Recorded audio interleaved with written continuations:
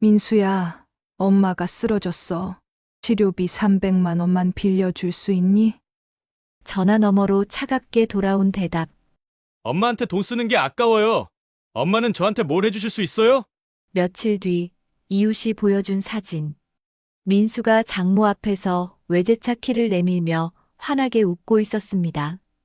분이의 손이 부들부들 떨렸습니다. 내 병원비는 못 낸다더니 장모 생일엔 차라니. 그 순간 가슴 속에서 무언가가 타올랐습니다. 분이는 이제 더 이상 참지 않기로 했습니다. 오늘의 사연 시작하기 전 실제 사연을 바탕으로 각색한 이야기를 전합니다. 무료로 누를 수 있는 구독과 좋아요로 함께 해주시면 새로운 이야기를 가장 먼저 전해드리겠습니다. 서울 외곽, 낡은 단독주택 골목길은 언제나 조용했습니다. 정분이는 이른 아침부터 일어나 마당을 쓸었어요. 허리가 아파도 빗자루를 놓지 않았죠. 남편이 세상을 떠난 지 벌써 5년이 지났습니다. 처음엔 매일같이 울었지만 이젠 눈물도 마른 것 같았어요. 그래도 살아야 했으니까요. 분이는 올해 65이었습니다. 주름진 손은 세월의 무게를 고스란히 담고 있었어요.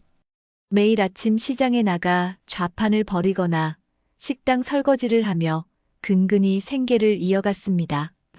힘들지 않다면 거짓말이겠죠. 하지만 분이는 입 밖으로 내색하지 않았어요. 이웃들 앞에서만큼은 늘 웃으며 말했습니다. 우리 아들 민수 말이에요. 대기업 다니는 효자랍니다. 요즘도 바빠서 자주 못 오지만 그래도 잘 챙겨주더라고요. 사실 민수가 집에 찾아온 지는 꽤 오래되었습니다. 결혼한 뒤로는 더욱 뜸해졌죠. 분이는 그걸 알면서도 이웃들 앞에선 자랑을 멈추지 않았어요. 자식이 잘 되는 게 어미로선 가장 큰 자랑거리였으니까요. 그게 유일한 위안이었습니다. 오후가 되면 분이는 집으로 돌아왔어요.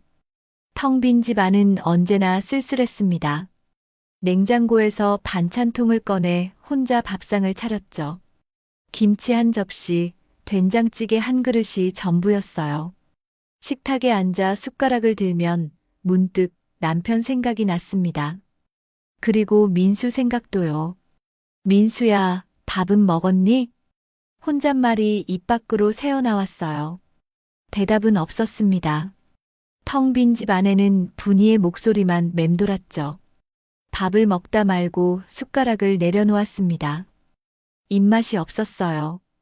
요즘 들어 자꾸 그랬습니다. 혼자 먹는 밥은 맛이 없었죠.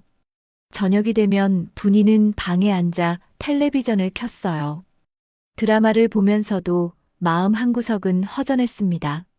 민수에게 전화를 걸까 싶다가도 바쁠 텐데 괜히 귀찮게 하는 건 아닐까 싶어 망설였죠. 결국 전화기를 내려놓곤 했습니다.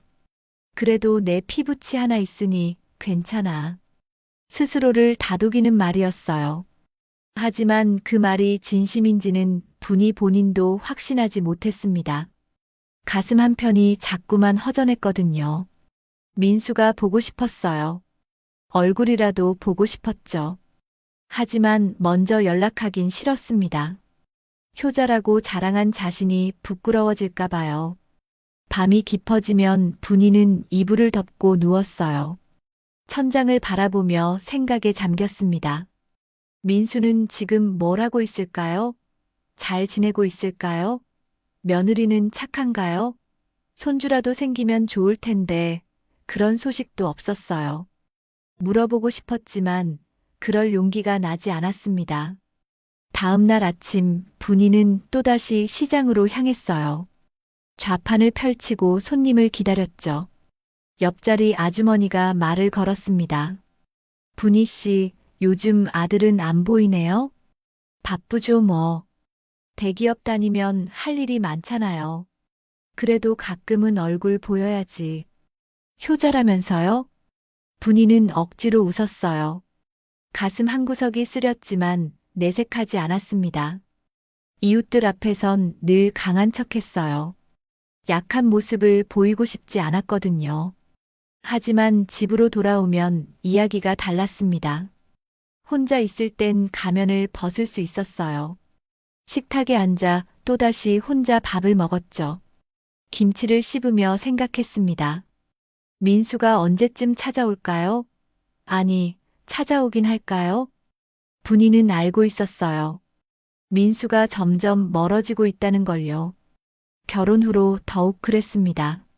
며느리 탓을 하고 싶진 않았지만 아무래도 마음이 쓰였죠. 처가 쪽이 부자라는 소문을 들었거든요. 혹시 민수가 그쪽으로만 신경 쓰는 건 아닐까요? 그날 밤 분이는 다시 천장을 바라봤습니다. 잠이 오지 않았어요. 마음 한구석이 불안했죠. 뭔가 잘못되어 가고 있다는 느낌이 들었습니다. 하지만 그게 뭔지는 알 수 없었어요. 그저 막연한 불안감만이 가슴을 짓눌렀죠. 분이는 이불을 끌어당겼습니다. 남편이 살아있었다면 이런 외로움을 느끼지 않았을 거예요. 민수도 지금처럼 멀어지진 않았을 겁니다. 하지만 이젠 모두 혼자 감당해야 했어요. 세상에 의지할 사람은 아무도 없었습니다. 민수야, 엄마는 괜찮아. 네가 잘 되는 게 중요하지. 혼잣말로 중얼거렸어요. 하지만 가슴속 깊은 곳에선 다른 목소리가 속삭였습니다. 정말 괜찮을까요? 정말 민수는 잘 되고 있을까요? 분이는 그 질문에 답할 수 없었어요. 그저 눈을 감고 잠들기를 기다렸습니다. 그날은 유난히 더웠습니다. 한여름 햇볕이 뜨겁게 내리쬐었어요. 분이는 시장 좌판에 앉아 땀을 닦았습니다. 오전부터 손님이 없었죠.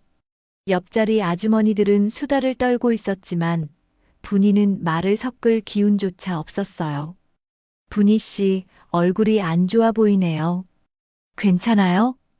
옆자리 아주머니가 걱정스러운 얼굴로 물었습니다. 분이는 괜찮다고 손을 저었어요. 하지만 사실 며칠 전부터 몸이 좋지 않았습니다. 어지럽고 가슴이 답답했죠. 숨을 쉴 때마다 폐 깊숙한 곳에서 무언가 걸리는 것 같았어요. 그래도 쉴 수는 없었습니다. 쉬면 돈을 벌 수 없었으니까요. 하루 벌어 하루 먹고 사는 처지에 병원 갈 여유 따위는 없었죠. 정오가 지나자 더위는 더욱 심해졌습니다. 분이는 물통을 들어 물을 마셨어요. 하지만 목구멍으로 넘어가지 않았습니다. 손이 떨렸고 시야가 흐릿해졌죠. 갑자기 눈앞이 캄캄해졌어요. 세상이 빙글빙글 돌았습니다. 분이는 비틀거렸어요. 손에 들고 있던 물통이 땅에 떨어졌습니다. 쨍그랑 소리가 시장 바닥에 울렸죠. 분이 씨, 분이 씨. 옆자리 아주머니의 목소리가 들렸습니다. 하지만 분이는 대답할 수 없었어요. 몸이 말을 듣지 않았거든요. 무릎이 꺾였습니다. 그대로 쓰러졌어요. 의식이 흐릿해졌죠. 사람들의 목소리가 멀리서 들려왔습니다. 누군가 구급차를 불렀어요. 눈을 떴을 때 분이는 응급실 침대에 누워 있었습니다. 천장에 형광등이 눈부셨어요. 옆에선 간호사가 차트를 확인하고 있었죠. 분이는 천천히 몸을 일으켰습니다. 온몸이 무거웠고 머리가 지끈거렸어요. 정신 차리셨어요? 많이 놀라셨죠? 시장에서 쓰러지셨다고 하던데 정말 위험하셨어요. 간호사가 다정하게 물었습니다. 분이는 고개를 끄덕였어요. 입술이 바짝 말라 있었죠. 잠시 후 의사가 들어왔습니다. 차트를 넘기며 분이를 바라봤어요. 검사 결과 나왔습니다. 큰 병은 아닙니다. 다만 과로와 영양 부족으로 몸이 많이 약해져 있어요. 혈압도 불안정하고 빈혈 수치도 심각합니다. 당분간 치료를 받으셔야 해요. 분이는 안도의 한숨을 내쉬었어요. 큰 병이 아니라니 다행이었죠. 하지만 다음 말을 듣고 얼어붙었습니다. 치료비는 대략 300만 원 정도 나올 겁니다. 입원은 필요 없고 통원 치료로 진행하시면 됩니다. 약값이랑 검사비 포함해서요. 300만 원. 분이에겐 천문학적인 돈이었어요. 시장에서 좌판을 벌어 몇 달을 모아야 겨우 마련할 수 있는 금액이었죠. 하루 벌이가 10,000원에서 20,000원 사이인데 300만 원이라니. 분이는 입술을 깨물었습니다. 손이 부들부들 떨렸어요. 병원을 나와 집으로 돌아왔습니다. 걸음걸이는 비틀거렸고 몸은 여전히 무거웠어요. 집에 도착해 방문을 열자 텅 빈 공간이 분이를 맞이했습니다. 방에 앉아 통장을 꺼내 확인했어요. 잔액은 80만 원이었죠. 턱없이 부족했습니다. 분이는 한숨을 내쉬었어요. 민수에게 도움을 청해야 할까요? 망설임 끝에 전화기를 들었습니다.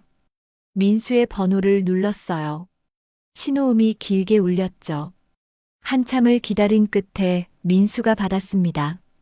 엄마, 무슨 일이에요? 바쁜데. 목소리가 차갑고 퉁명스러웠어요. 분이는 가슴이 철렁했습니다. 하지만 말을 꺼낼 수밖에 없었죠. 민수야, 엄마가 좀 아픈데. 오늘 시장에서 쓰러져서 병원에 다녀왔어. 치료비가 필요하구나. 얼마나요? 300만 원 정도 든다는데. 전화 너머로 한숨 소리가 들렸습니다. 긴 침묵이 흘렀어요. 분이는 가슴이 무너지는 것 같았습니다. 엄마, 나도 지금 빠듯해요. 애들 학원비에, 대출 이자에. 솔직히 여유가 없어요. 엄마도 아시잖아요. 요즘 경제 상황이 안 좋잖아요. 그래도 민수야, 엄마가 아프다는데. 쓰러져서 응급실까지 실려갔어. 엄마, 제발 무리 좀 하지 마세요. 나이 드신 분이 시장에서 좌판 버리면 쓰러지는 거 당연하잖아요. 이제 좀 쉬세요. 몸 상하면 나중에 더 큰 돈 들어요. 쉬라고요? 쉬면 어떻게 먹고 살라는 걸까요? 분이는 목이 메었습니다. 눈시울이 뜨거워졌어요. 하지만 더 이상 말할 수 없었습니다. 알았어, 민수야. 엄마가 알아서 할게. 전화를 끊었습니다. 손이 떨렸어요. 눈물이 주르륵 흘러내렸죠. 분이는 그대로 주저앉았습니다. 가슴속이 텅 빈 것 같았어요. 아들에게 거절당한 기분은 이렇게 참담한 거였구나. 며칠이 지났습니다. 분이는 어떻게든 돈을 마련하려 애썼어요. 친척들에게 연락했지만 모두 형편이 어렵다며 거절했습니다. 사촌 동생은 나도 애들 대학 등록금 때문에 정신없어라며 전화를 끊었죠. 이웃들에게 부탁하기엔 자존심이 허락하지 않았습니다. 늘 아들 자랑을 하던 사람이 이제 와서 돈을 빌려달라고 손을 내밀 수는 없었어요. 그러던 어느 날 시장에서 만난 이웃 아주머니가 휴대폰을 꺼내 보여주었습니다. 분이 씨, 이거 봐요. 민수 씨 소셜미디어에 올라온 사진인데. 이게 뭐예요? 화면 속에는 민수가 환하게 웃고 있었습니다. 장모 앞에서 외제차 키를 내밀고 있었어요. 장모도 기뻐하는 표정이었죠. 사진 아래엔 댓글이 달려 있었습니다. 우리 사위 효자네.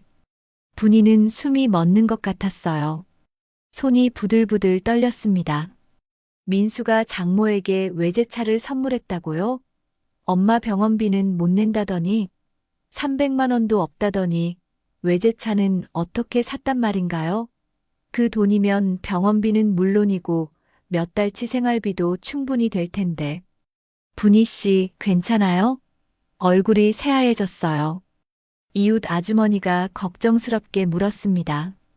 분이는 고개를 끄덕였어요. 하지만 괜찮을 리 없었죠. 가슴속이 무너져 내렸습니다. 심장이 쿵쿵 뛰었고 숨이 막혔어요. 집으로 돌아온 분이는 방에 주저앉았습니다. 사진 속 민수의 얼굴이 자꾸만 떠올랐어요. 그렇게 환하게 웃을 수 있다니. 장모에게는 외제차를 선물하면서 엄마 병원비는 못 낸다고 했다니. 내 병원비는 못 낸다더니 장모 생일엔 차라니. 목소리가 떨렸습니다. 분노가 치밀어 올랐어요. 배신감이 가슴을 짓눌렀죠. 분이는 눈물을 닦았습니다. 하지만 눈물은 계속 흘러내렸어요. 멈출 수가 없었습니다. 가슴이 찢어지는 것 같았어요. 분이는 벽에 걸린 민수의 어린 시절 사진을 바라봤습니다. 초등학교 입학식 날 찍은 사진이었어요. 민수는 새 교복을 입고 환하게 웃고 있었죠. 분이는 그날을 기억했습니다. 남편과 함께 민수의 손을 잡고 학교에 갔던 날. 그렇게 예쁘고 착했던 아들이 이제는 엄마보다 장모를 더 챙기는 사람이 됐다니. 민수야, 엄마가 널 어떻게 키웠는데. 밤새워 일하고 끼니 걸으면서 학원비 대주고. 너가 대학 갈 때까지 손톱 밑 가시 하나 박히는 걸 못 봤는데. 목소리가 떨렸습니다. 분이는 주먹을 쥐었어요. 손톱이 손바닥에 파고들었죠. 아팠지만 마음의 아픔에 비하면 아무것도 아니었습니다. 그날 밤 분이는 잠을 이루지 못했어요. 천장을 바라보며 생각했습니다. 민수는 정말 엄마를 버린 걸까요? 출세를 위해 처가에만 신경 쓰는 걸까요? 분이는 이불을 뒤집어 썼습니다. 가슴 속에서 무언가가 끓어올랐어요. 분노였습니다. 슬픔이었습니다. 그리고 배신감이었죠. 민수야, 네가 날 이렇게 만들 줄은 몰랐구나. 혼잣말이 어둠 속으로 사라졌습니다. 분이의 눈빛이 차갑게 변했어요. 이제 더 이상 참을 수 없었습니다. 뭔가 해야 했어요. 가만히 당하고만 있을 순 없었습니다. 며칠이 지났습니다. 소문은 동네에 빠르게 퍼졌어요. 시장 아주머니들 사이에서 분이의 이야기가 오갔죠. 분이 씨 아들, 엄마 병원비는 안 내주고 장모한테는 외제차 선물했대요. 세상에, 그게 무슨 자식이래요? 친정엔 빈손이고 처가엔 돈을 퍼준다니. 요즘 젊은이들 효도가 뭔지 모르나 봐요. 분이는 시장에 나갈 때마다 이웃들의 시선을 느꼈습니다. 동정 어린 눈빛이었어요. 누군가는 안쓰럽다는 표정을 지었고 누군가는 수군덕거렸죠. 분이는 고개를 들 수가 없었습니다.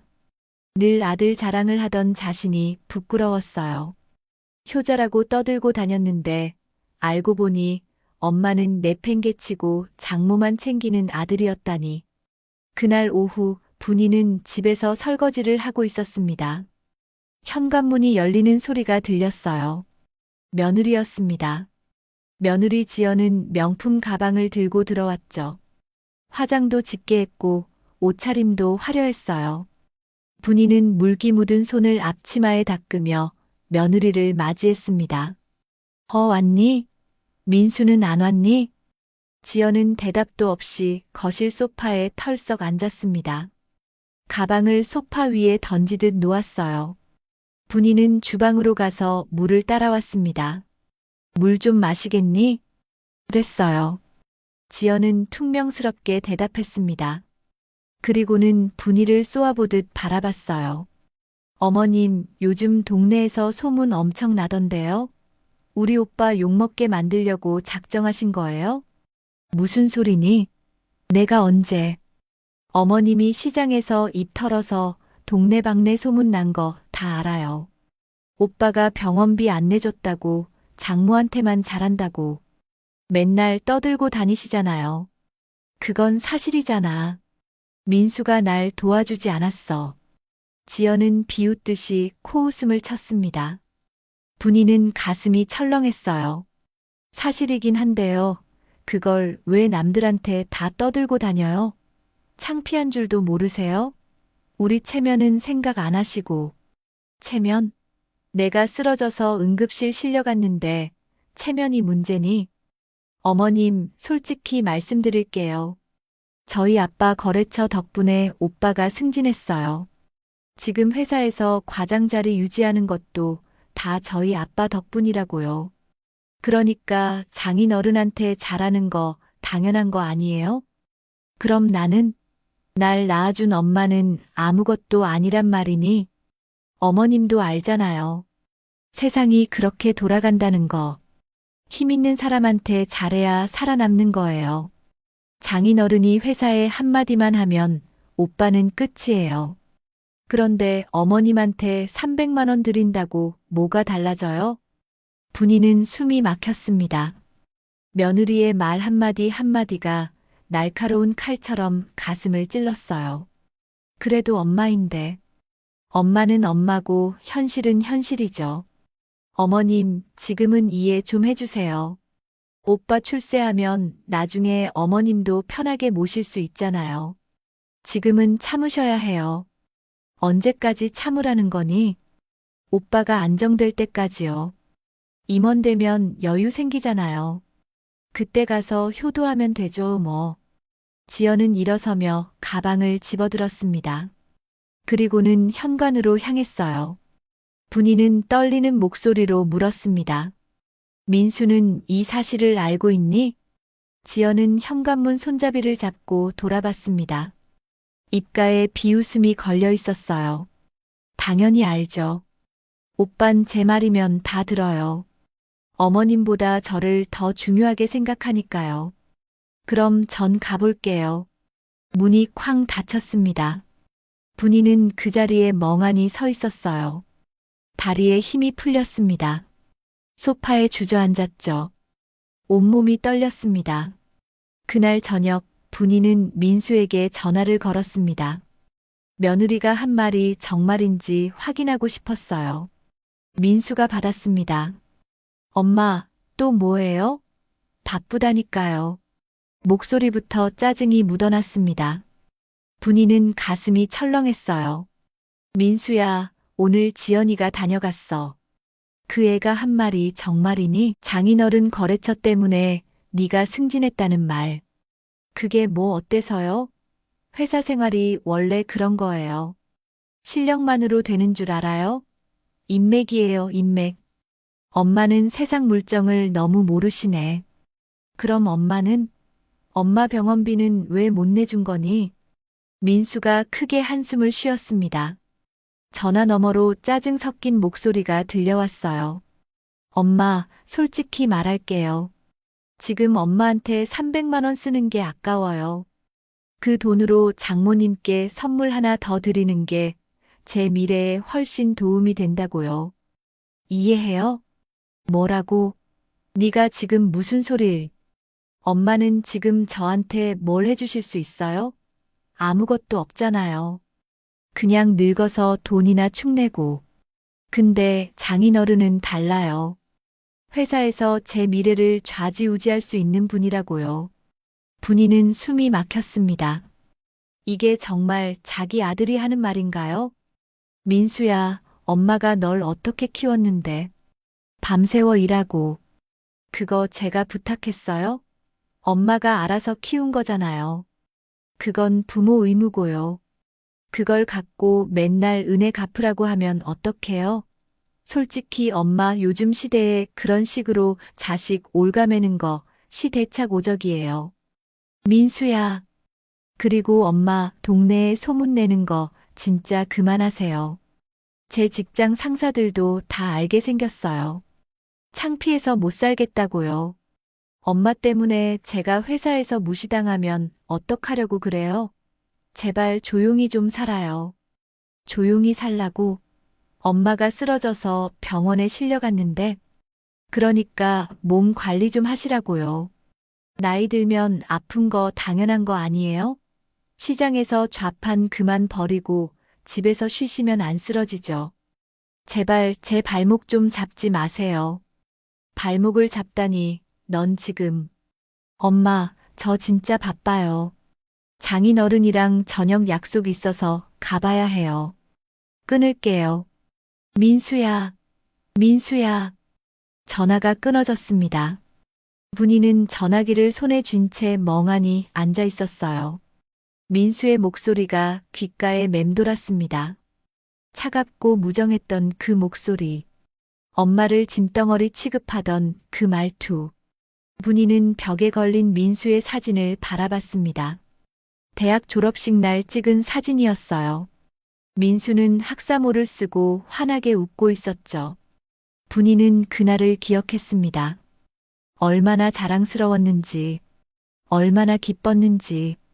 내가 널 어떻게 키웠는데, 밤새워 일하고 끼니 걸으면서 대학까지 보냈는데, 이제 와서 발목을 잡는다니. 목소리가 떨렸습니다. 눈물이 주르륵 흘러내렸어요. 하지만 이번엔 슬픔보다 분노가 더 컸습니다. 가슴속에서 무언가가 끓어올랐죠. 출세를 위해 어미를 버리다니. 이게 내 자식이란 말인가. 분이는 주먹을 쥐었습니다. 손톱이 손바닥에 파고들었어요. 아팠지만 마음의 아픔에 비하면 아무것도 아니었습니다. 마음속에 처음으로 복수라는 단어가 자리 잡았어요. 가만히 당하고만 있을 순 없었습니다. 다음 날 분이는 복지관을 찾아갔습니다. 사회복지사 은주가 따뜻하게 맞이했어요. 어머님, 어떻게 오셨어요? 분이는 자초지종을 설명했습니다. 며느리가 찾아와 한 말, 민수와의 전화 통화까지. 은주는 안타까운 표정으로 고개를 끄덕였어요. 어머님, 정말 힘드셨겠어요. 일단 병원비는 복지 지원으로 일부 해결할 수 있어요. 제가 도와드릴게요. 고맙구나, 은주야. 그런데 어머님, 혹시 법적으로 도움받을 생각은 없으세요? 변호사 한 분 소개해드릴 수 있어요. 상담받아 보시는 게 어떨까요? 아드님 상황을 정확히 파악하셔야 할 것 같아요. 분이는 잠시 생각했습니다. 그리고 고개를 끄덕였어요. 눈빛이 달라져 있었습니다. 이제 더 이상 참지 않겠다는 결심이 서려 있었죠. 그래, 소개해줘. 꼭 알아봐야겠어. 며칠 뒤 분이는 변호사 사무실을 찾아갔습니다. 변호사는 중년의 남성이었어요. 차분한 목소리로 분이의 이야기를 들었습니다. 어머님, 제가 아드님의 재산 상태를 한번 확인해 보겠습니다. 과장 월급으로 외제차를 선물할 수 있는지 의문이거든요. 뭔가 석연치 않은 부분이 있습니다. 그럼 조사를 해주시겠어요? 네, 며칠 시간을 주세요. 정확하게 파악해 드리겠습니다. 분이는 고개를 끄덕였습니다. 사무실을 나서며 하늘을 올려다봤어요. 구름이 빠르게 흘러가고 있었습니다. 분이의 눈빛은 차갑게 변해 있었어요. 이제 더 이상 가만히 당하고만 있을 순 없었습니다. 진실을 밝혀야 했습니다. 그리고 대가를 치르게 해야 했어요. 일주일이 지났습니다. 변호사로부터 연락이 왔어요. 분이는 서둘러 사무실로 향했습니다. 가슴이 두근거렸어요. 무슨 소식일까요? 변호사는 서류 몇 장을 책상 위에 펼쳐놓고 있었습니다. 분이가 의자에 앉자 변호사는 심각한 표정으로 입을 열었어요. 어머님, 조사 결과가 나왔습니다. 예상했던 것보다 상황이 심각합니다. 무슨 말씀이세요?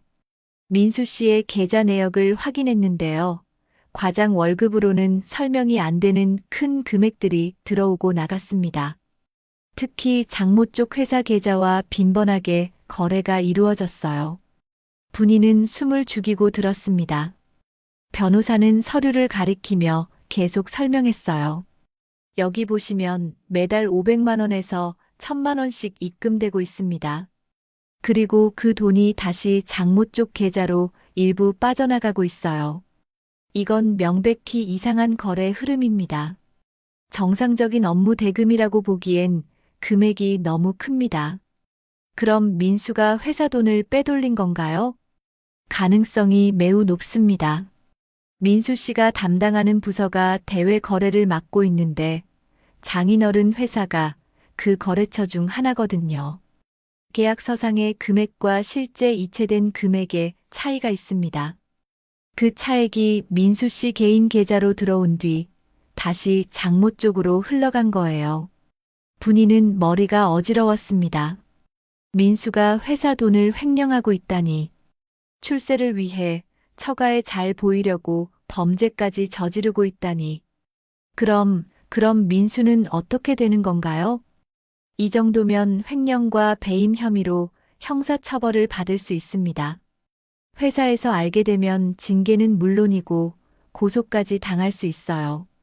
금액이 상당하니까요. 분이는 손으로 입을 막았습니다.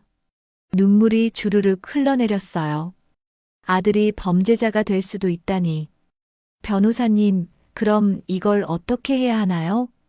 회사 감사팀에 익명으로 제보할 수 있습니다. 그러면 회사에서 자체 조사를 진행할 거예요. 또는 검찰에 직접 고발할 수도 있고요.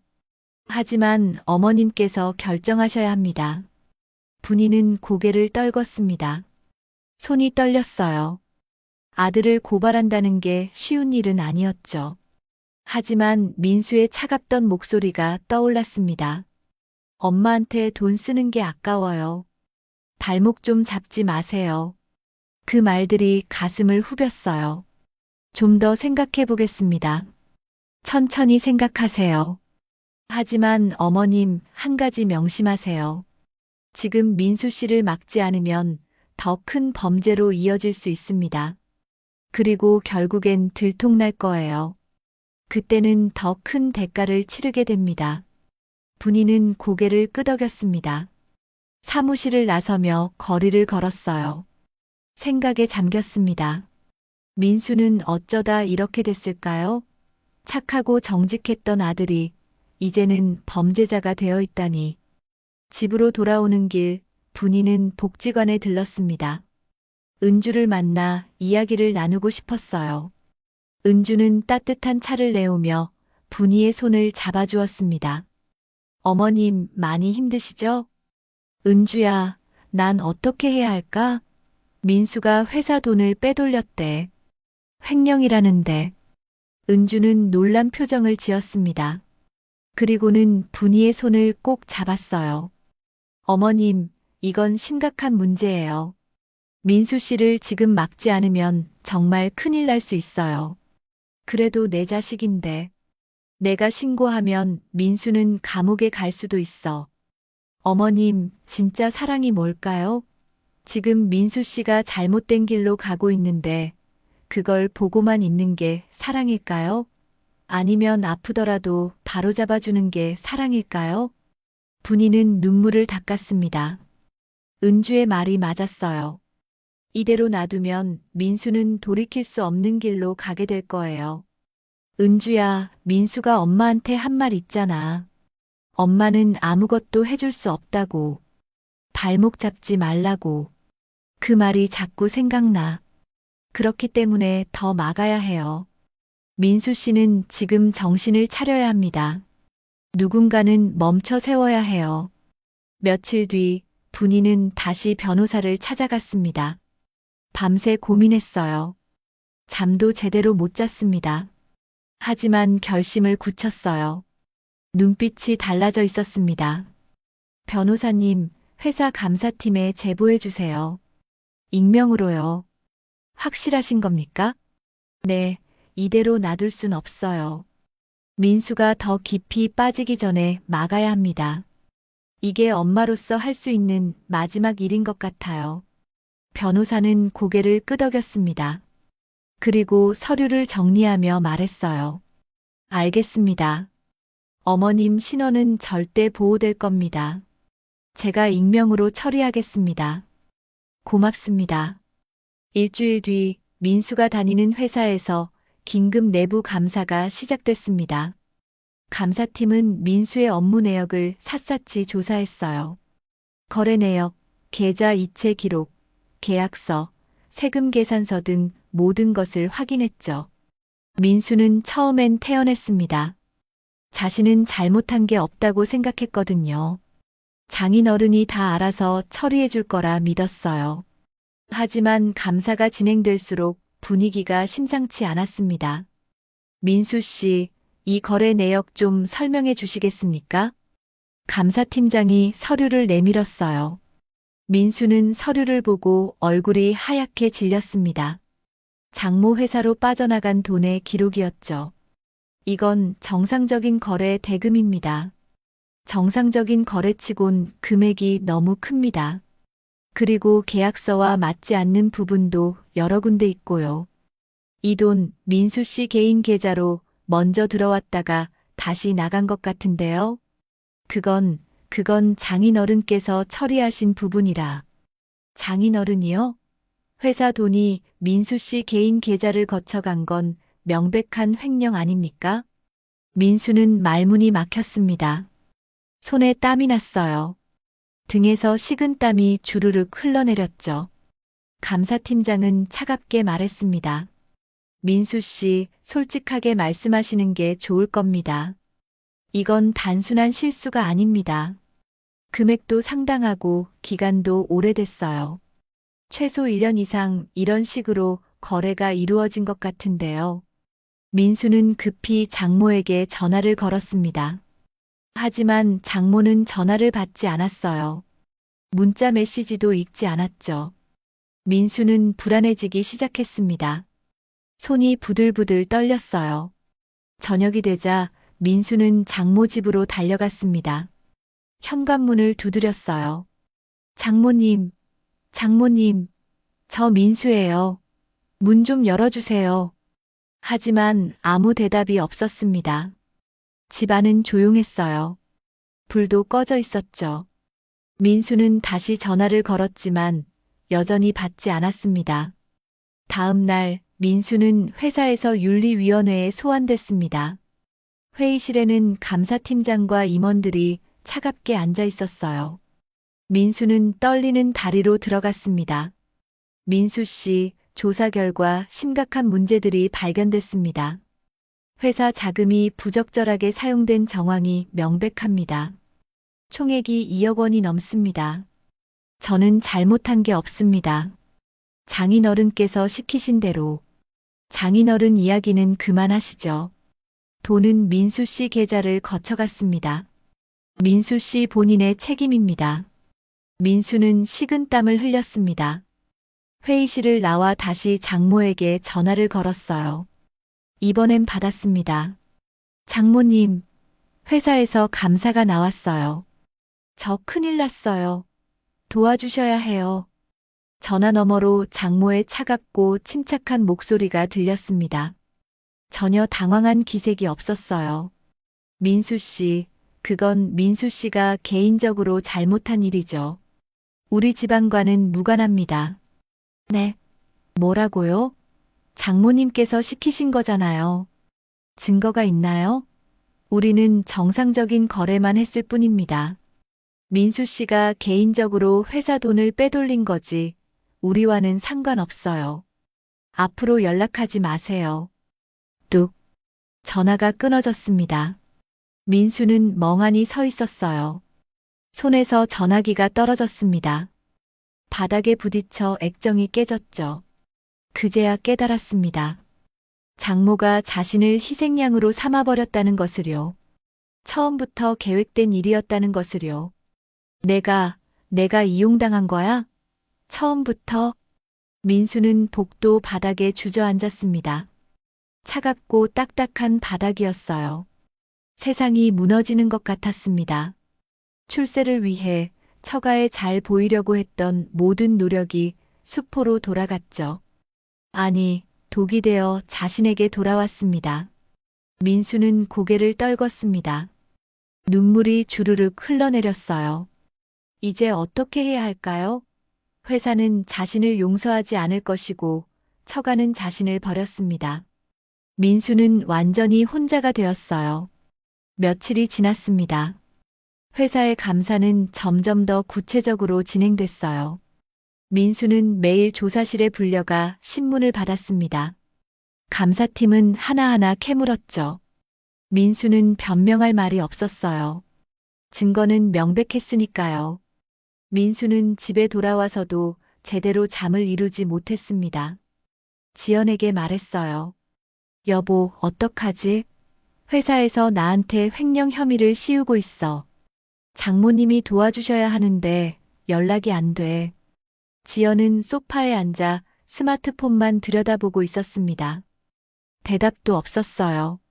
민수는 지연의 팔을 잡았습니다. 여보, 내 말 듣고 있어? 나 지금 큰일 났다고. 지연은 귀찮다는 듯 팔을 뿌리쳤어요. 그리고는 차갑게 말했습니다. 오빠가 알아서 해야죠. 엄마도 할 말 없대요. 오빠가 혼자 한 일이라고. 뭐, 장모님이 그렇게 말했어? 네, 아까 통화했어요.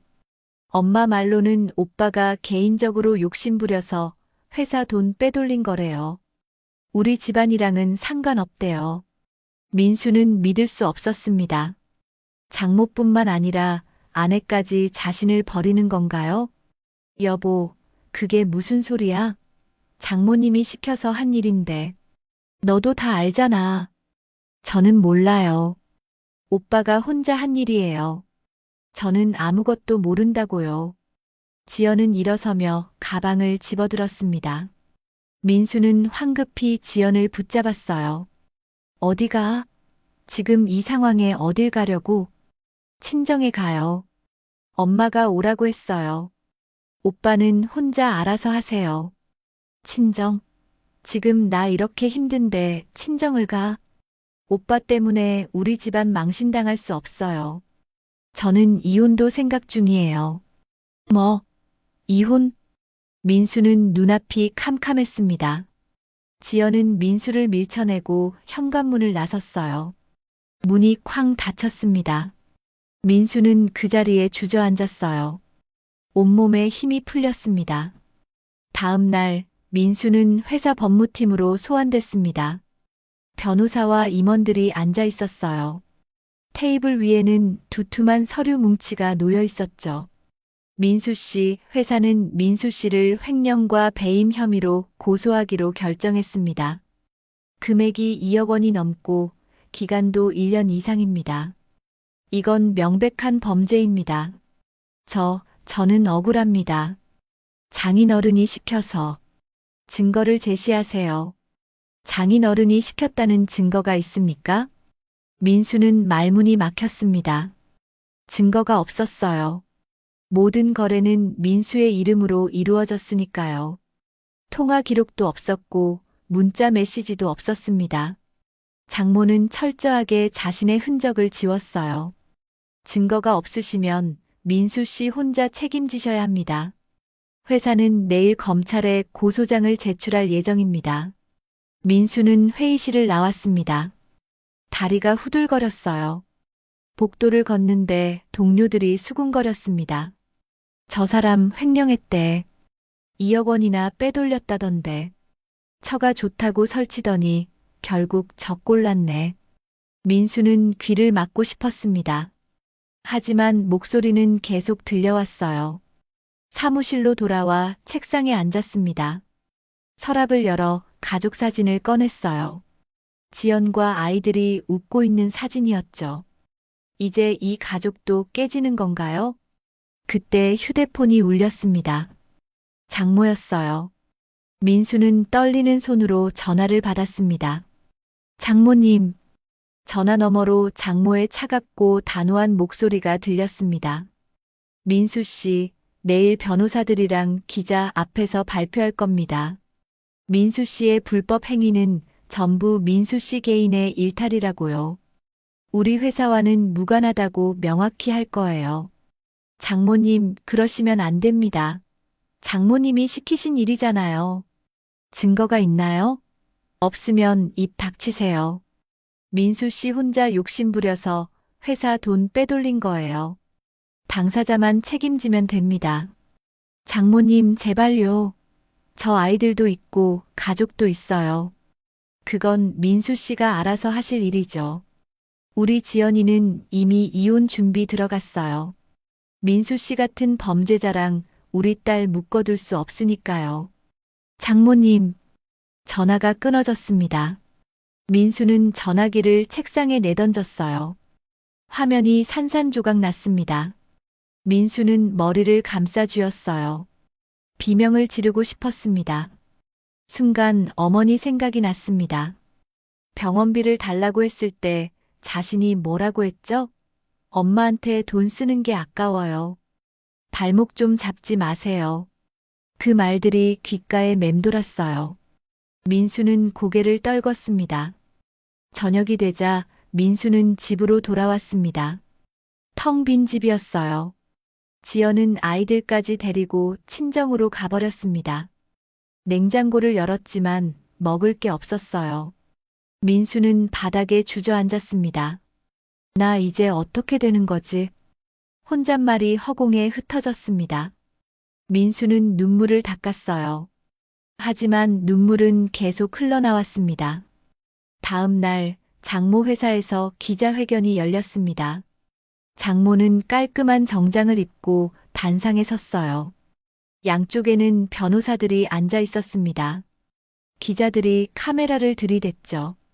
장모는 준비된 원고를 차분히 읽었습니다.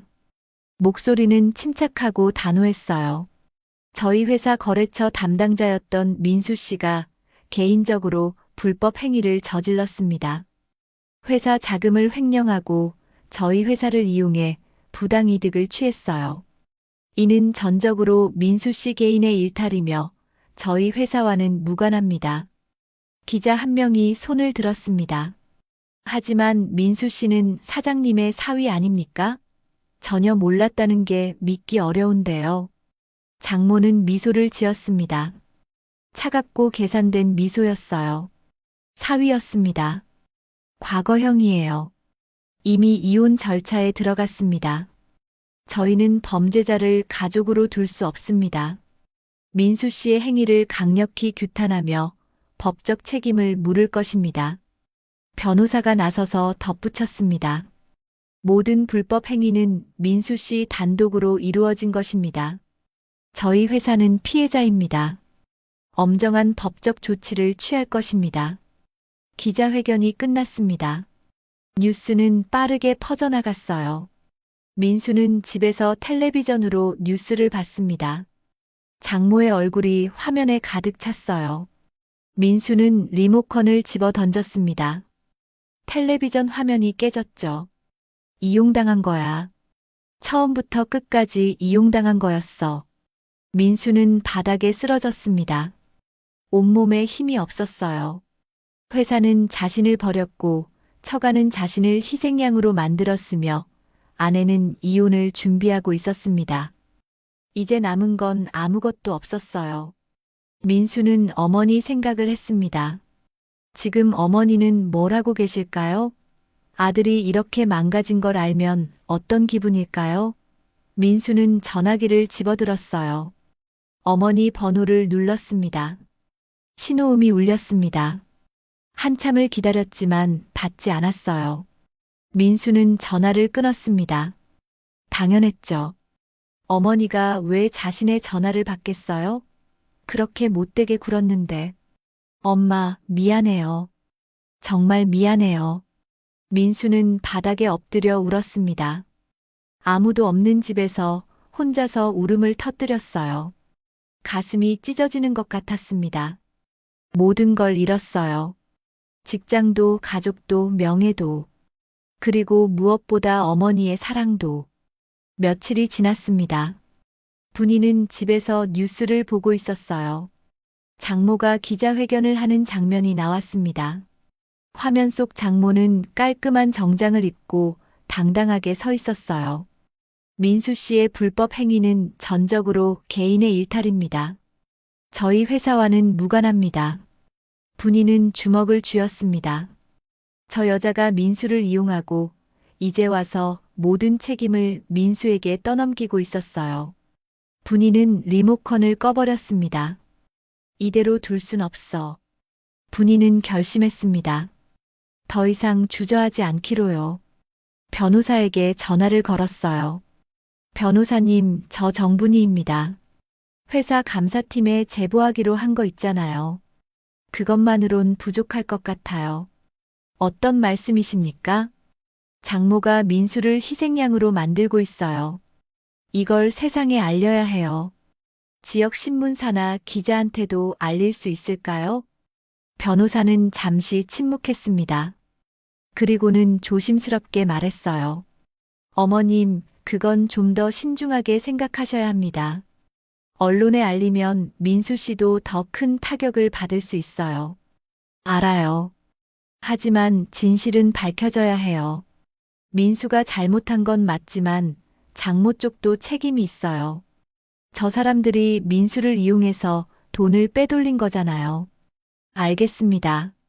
제가 아는 지역 기자 한 분 소개해 드리겠습니다. 며칠 뒤 분이는 기자를 만났습니다. 작은 카페였어요. 기자는 30대 초반의 여성이었습니다. 노트북과 녹음기를 가지고 왔더군요. 안녕하세요, 어머님.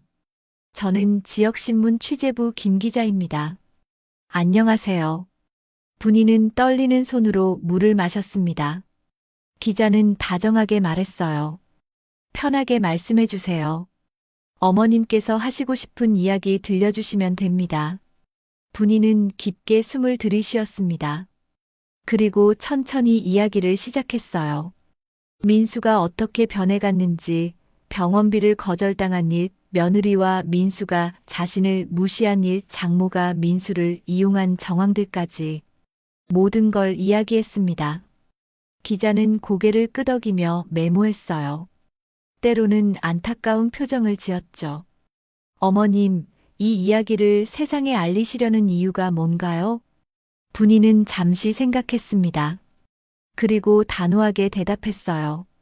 내가 바라는 건 아들이 잘못을 바로잡는 거예요. 효도를 잃은 자식이 어디로 가는지, 그리고 권력을 가진 사람들이 약한 사람을 어떻게 이용하는지 세상에 보여주고 싶습니다. 민수 씨가 더 큰 피해를 입을 수도 있는데 괜찮으신가요? 괜찮아요. 민수는 대가를 치러야 해요.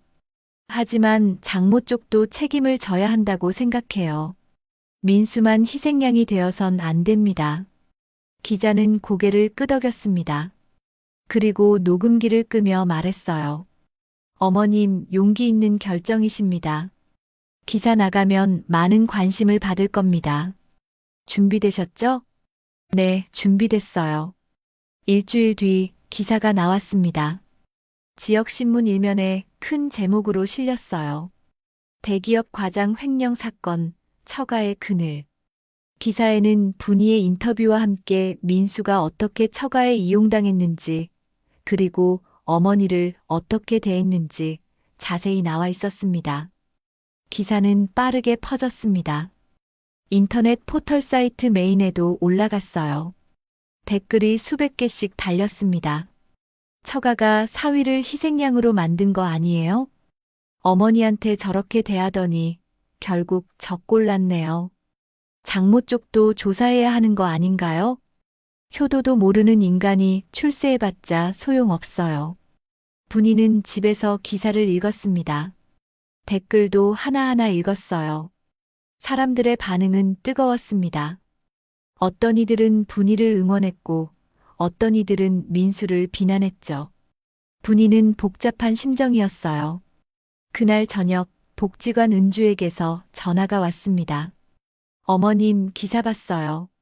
많은 분들이 어머님 편이세요. 용기 내주셔서 감사해요.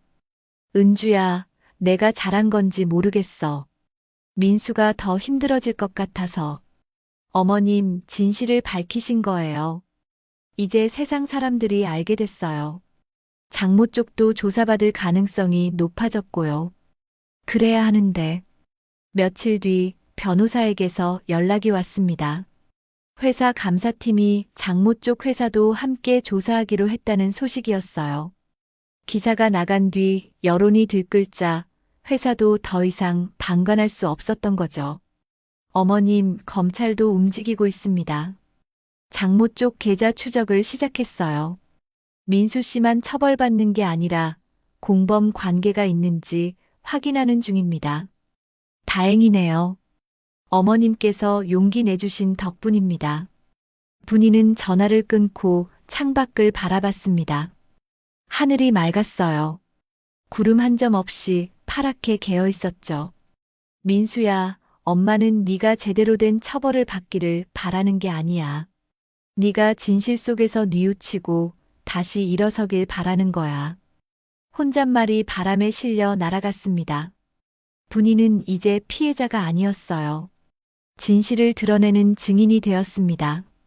세상에 목소리를 낸 거죠. 그날 밤 분이는 오랜만에 깊은 잠을 잤습니다.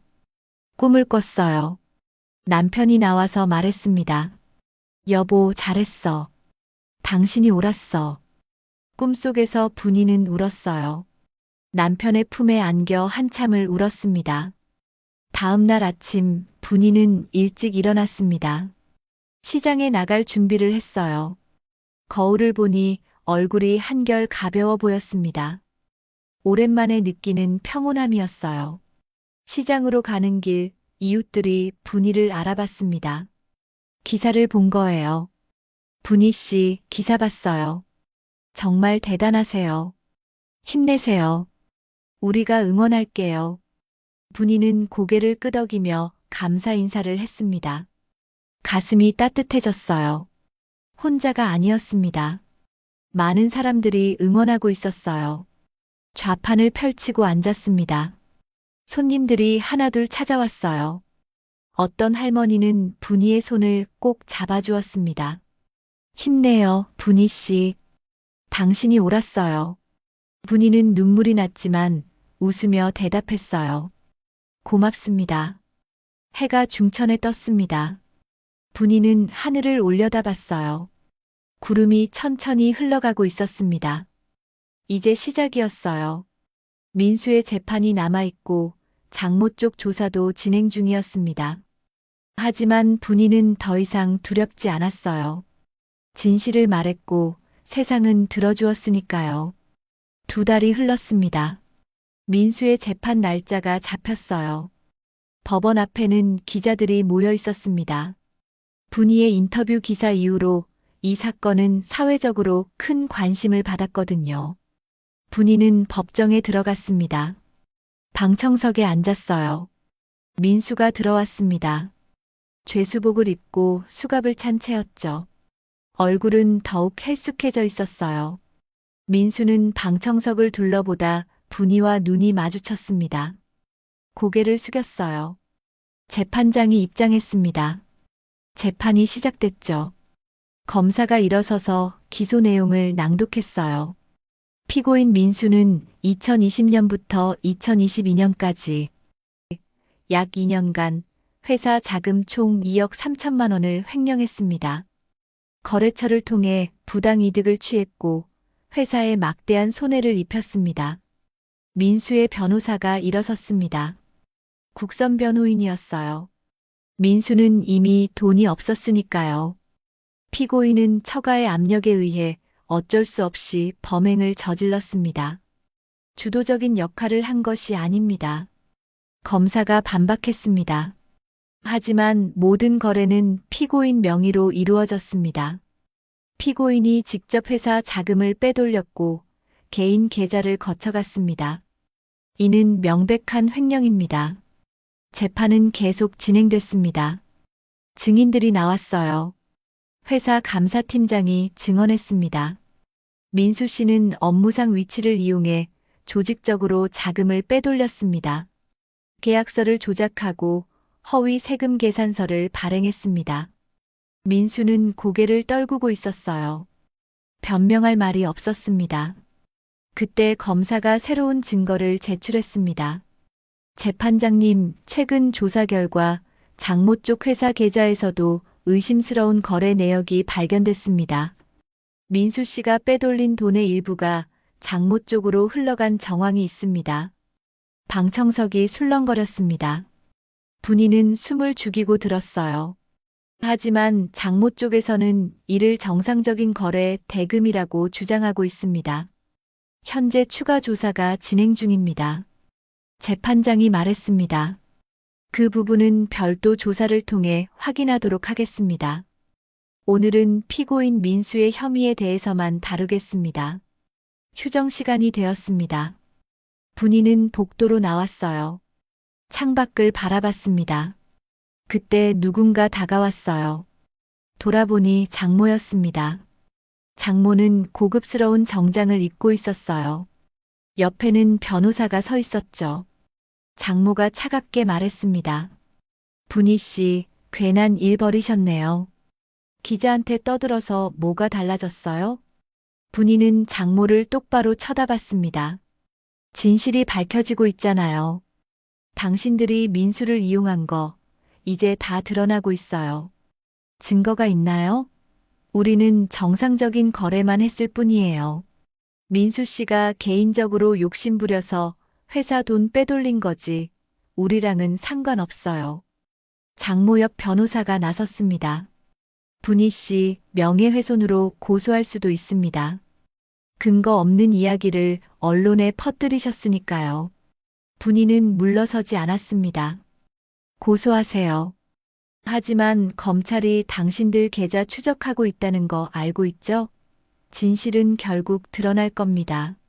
장모의 얼굴이 굳었습니다. 하지만 곧 비웃음을 지었어요. 분희 씨 세상 물정 모르시네요. 우리 같은 사람들은 절대 안 잡혀요. 변호사도 많고 방법도 많거든요. 민수 씨나 제대로 감옥 생활 준비하시는 게 나을 겁니다. 장모는 돌아서서 갔습니다. 분희는 주먹을 쥐었어요. 분노가 치밀었지만 참았습니다. 재판이 재개됐습니다. 이번엔 민수가 최후 진술을 할 차례였어요. 민수가 일어섰습니다. 목소리가 떨렸어요. 재판장님, 제가 잘못했습니다. 회사 돈을 빼돌린 건 명백히 제 잘못입니다. 민수는 잠시 말을 멈췄습니다. 그리고 방청석의 분위를 바라봤어요. 하지만 한 가지만 말씀드리고 싶습니다. 저는 처가의 압력에 못 이겨 이 일을 시작했습니다. 장인어른이 거래를 요구했고 저는 거절할 수 없었습니다. 승진을 미끼로 저를 이용했습니다. 검사가 반박했습니다. 증거를 제시하십시오. 증거는 없습니다. 장인어른은 철저했으니까요. 모든 흔적을 지웠습니다. 하지만 제 말이 거짓이 아닙니다. 재판장이 말했습니다. 증거 없는 주장은 받아들일 수 없습니다. 계속하십시오. 민수는 고개를 숙였습니다. 그리고 다시 입을 열었어요. 저는 출세를 위해 가장 소중한 것을 버렸습니다. 제 어머니를요. 어머니가 아프셨는데도 병원비를 드리지 않았습니다. 오히려 어머니를 무시하고 짐이라고 생각했습니다. 민수의 목소리가 떨렸습니다. 눈물이 흘러내렸어요. 어머니, 정말 죄송합니다. 제가 너무 어리석었습니다. 출세가 뭐가 중요한지, 돈이 뭐가 중요한지 이제 알겠습니다. 너무 늦었습니다. 분희는 가슴이 아팠습니다. 하지만 표정은 굳게 유지했어요. 재판장님, 저는 제가 저지른 죄를 인정합니다. 어떤 처벌이든 받겠습니다. 다만 장모 쪽도 조사받기를 바랍니다. 저만 희생양이 되어선 안 됩니다. 민수는 앉았습니다. 재판장이 말했습니다. 피고인의 진술은 들었습니다. 다만 장모 쪽 연루 여부는 별도 조사를 통해 확인하겠습니다. 오늘 재판은 여기까지 하겠습니다. 선고 공판은 2주 뒤에 열리겠습니다. 재판이 끝났습니다. 민수는 끌려나갔어요. 가면서 분희를 한 번 더 쳐다봤습니다. 눈빛에는 후회와 슬픔이 가득했어요. 분희는 법원을 나왔습니다. 기자들이 몰려왔어요. 분희 씨, 재판 보셨죠? 소감이 어떠세요? 아드님이 사죄했는데 용서하실 건가요? 분희는 잠시 생각했습니다. 그리고 차분하게 대답했어요. 용서는 말로 되는 게 아닙니다. 민수가 진심으로 뉘우치고 제대로 벌을 받고 그 뒤에 사람답게 살아간다면 그때 생각하겠습니다. 장모 쪽 조사에 대해선 어떻게 생각하세요? 진실이 밝혀지길 바랍니다. 민수도 잘못했지만 민수를 이용한 사람들도 책임을 져야 합니다. 기자들은 열심히 메모했습니다. 분희는 기자들을 지나쳐 걸어갔어요. 집으로 돌아오는 길, 분희는 복지관에 들렀습니다. 은주가 반갑게 맞이했어요. 어머님, 재판 어땠어요? 민수가 사죄하더라. 하지만 아직 멀었어. 제대로 벌을 받고 바뀌는 모습을 봐야지. 어머님, 정말 강하세요. 강한 게 아니야. 그냥 옳은 일을 하는 거지.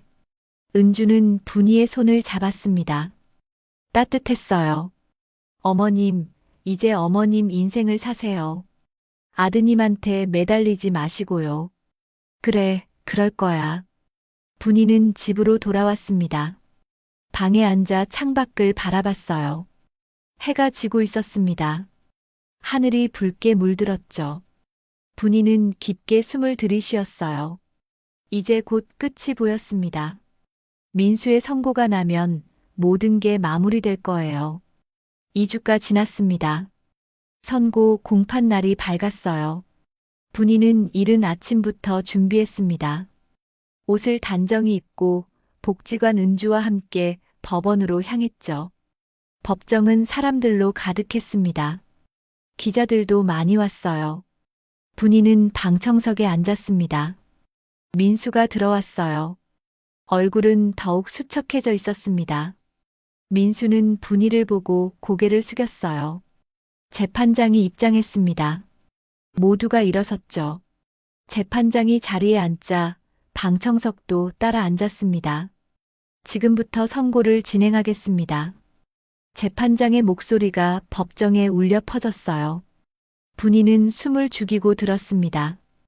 피고인 민수는 2020년부터 2022년까지 약 2년간 회사 자금 총 2억 3천만 원을 횡령했습니다.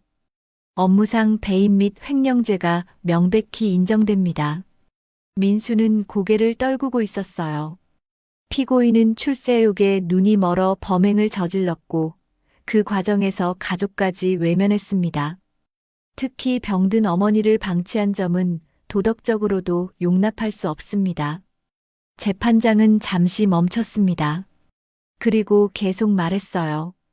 다만 피고인이 범행을 자백하고 뉘우치는 모습을 보인 점, 초범인 점을 참작하여 형을 정하겠습니다. 피고인 민수에게 징역 4년을 선고합니다. 법정이 술렁거렸습니다. 민수는 그 자리에 주저앉을 듯 흔들렸어요.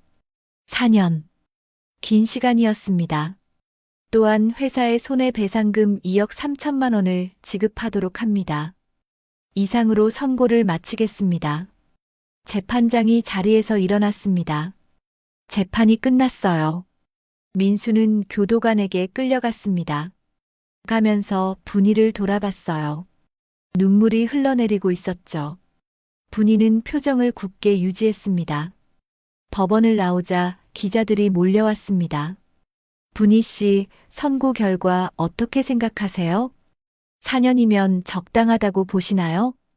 분이는 잠시 생각했습니다. 그리고 침착하게 대답했어요. 민수가 저지른 죄를 생각하면 당연한 결과입니다. 이제 민수는 제대로 벌을 받고 뉘우칠 시간을 갖게 됐어요. 그게 중요합니다. 장모 쪽 조사는 어떻게 됐나요? 검찰이 계속 조사 중이라고 들었습니다. 진실은 결국 밝혀질 거예요. 분이는 기자들을 지나쳐 걸어갔습니다. 은주가 따라왔어요. 어머님, 괜찮으세요? 괜찮아. 이제 시작이야. 시작이요? 민수가 감옥에서 진짜로 변하는지 지켜봐야지. 그리고 난 내 삶을 살아야 해. 며칠 뒤 분이는 교도소 면회를 신청했습니다. 마지막으로 민수에게 할 말이 있었어요. 면회 날짜가 잡혔습니다. 교도소 면회실에 들어갔습니다. 아크릴 판 너머로 민수가 앉아 있었어요. 죄수복을 입고 있었습니다.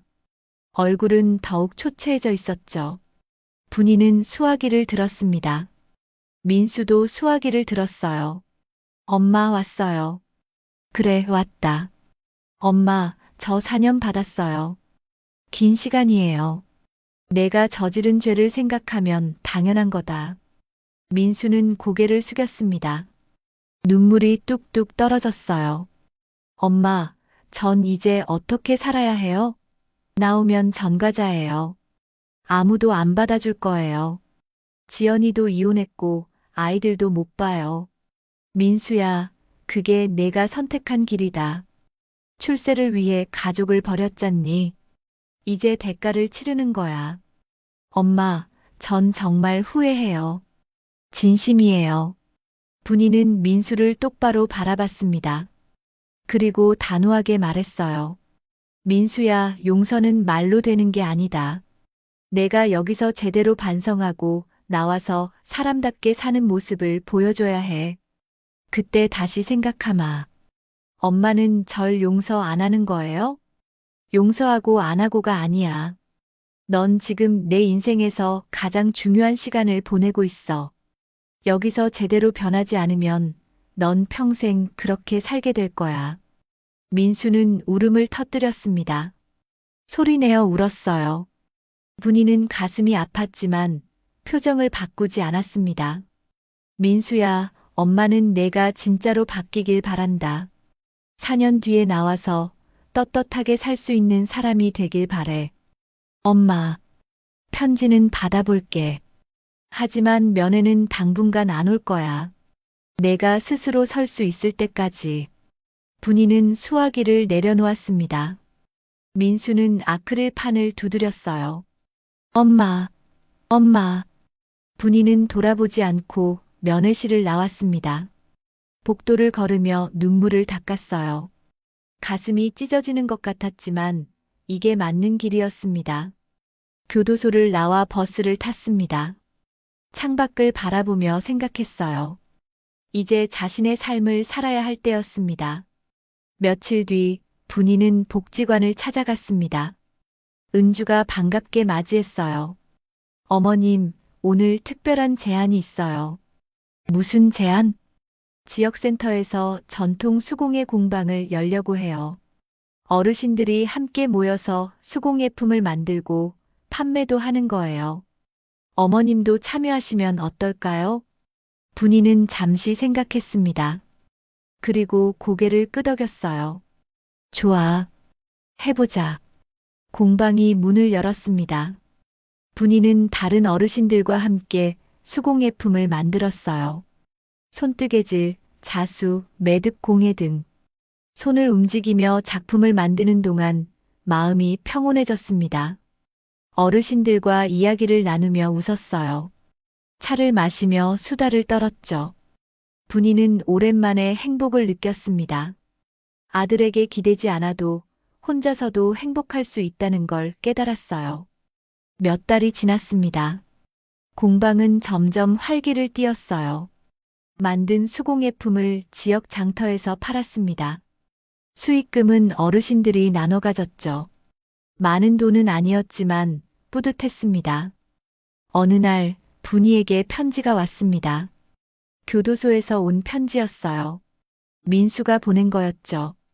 분이는 편지를 펼쳤습니다. 엄마, 이제야 알겠습니다. 제 잘못을.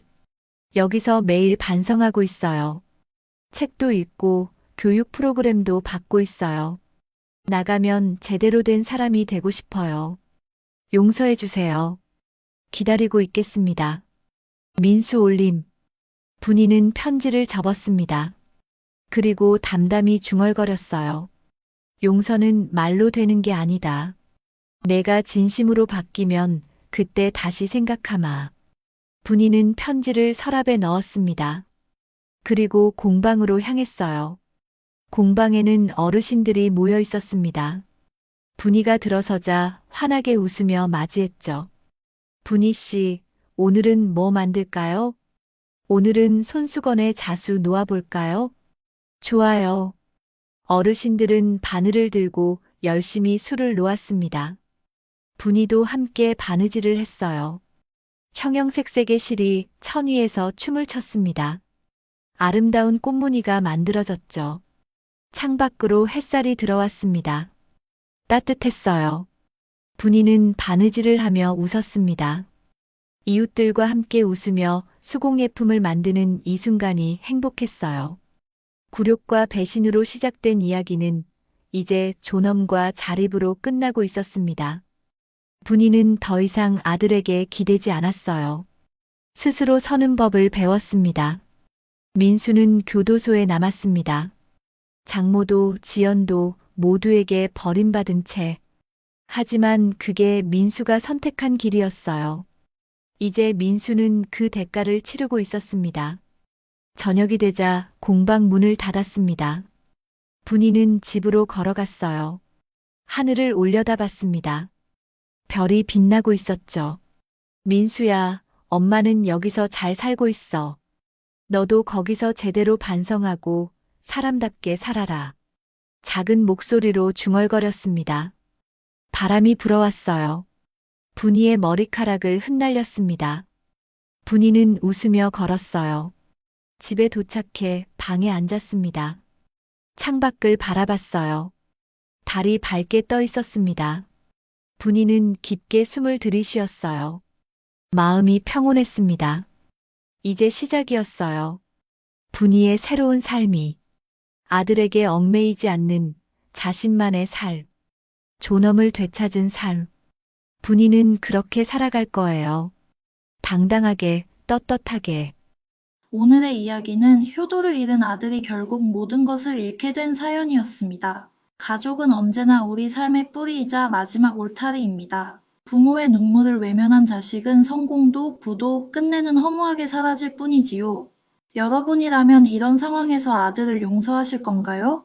아니면 단절하실 건가요? 댓글로 여러분의 생각을 남겨주세요. 여러분의 한마디 한마디가 이 영상을 함께 보시는 많은 어머님, 아버님들께 큰 힘이 될 것입니다.